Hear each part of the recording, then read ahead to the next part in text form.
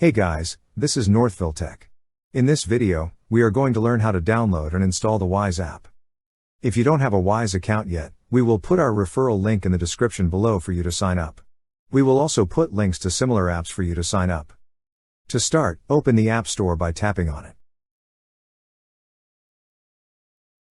On the search bar, type in and search for Wise. So this is how the Wise app looks like. Beside it is a Get button. Tap on Get.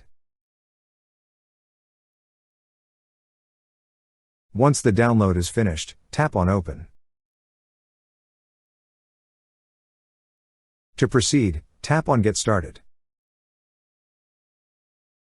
If you already have an account, tap on Login. Otherwise, tap on Register.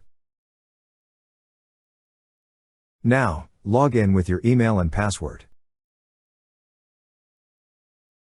Before you proceed, a security code will be sent to your phone number. Once you receive the code, enter it. Then tap on Done. That's how you download and install the Wise app.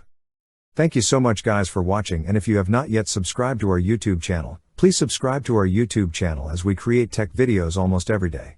Also, check out our website northvilletech.com for great tech articles, and our recommended resources in the description below for various sign-up bonuses.